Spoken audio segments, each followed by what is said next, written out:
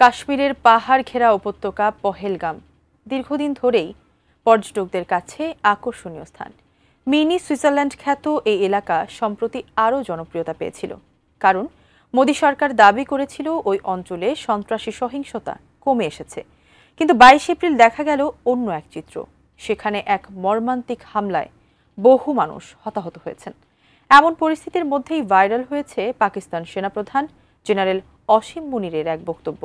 প্রশ্ন হচ্ছে, ওই বক্তব্যে কি বললেন পাক সেনাপ্রধান? বিস্তারিত জানাচ্ছেন শেখ ফরিদ। ভারতের জম্মু কাশ্মীরের পহেলগামে গত 22 এপ্রিল ভয়াবহ এক সন্ত্রাসী হামলায় বেশ কয়েকজন হতাহত হন।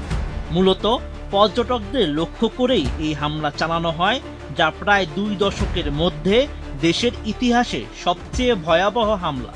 পহেলগাম জেলার মনোরম হিমালয় অঞ্চলে এই হামলার ঘটনা ঘটে।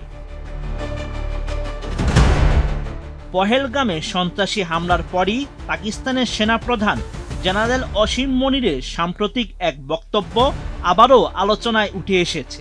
তার ওই বক্তব্যের সঙ্গে জম্মু ও কাশ্মীরের পহেলগামে সন্ত্রাসী হামলার সম্পর্ক খুঁজছেন ভারতীয় বিশ্লেষকরা।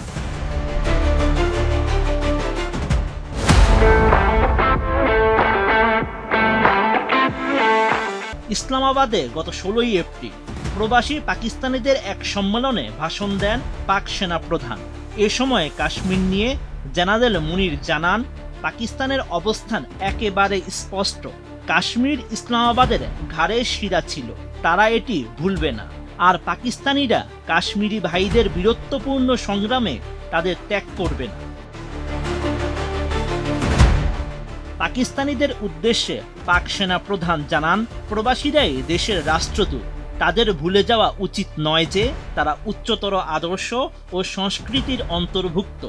অবশ্যই পাকিস্তানি সন্তানদের কাছে এই দেশের গল্প বলা উচিত। ইসলামাবাদের পূর্বপুরুষরা ভাবতেন জীবনের প্রতিটি ক্ষেত্রে মুসলমানরা হিন্দুদের থেকে আলাদা। মুসলমানদের ধর্ম, রীতিনীতি, ঐতিহ্য, চিন্তা ভাবনা ও উচ্চাকাঙ্ক্ষা সবই তাদের থেকে আলাদা। এটাই ছিল দ্বিজাতি তত্ত্বের ভিত্তি।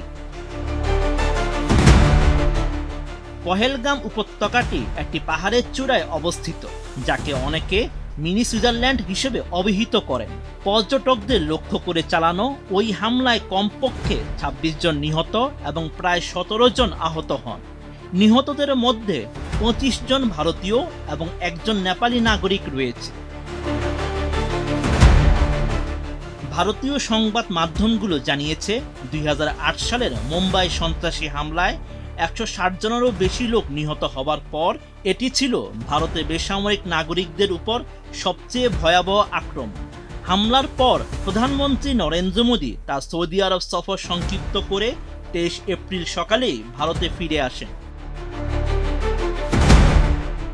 Sheikh Farid, ATN news.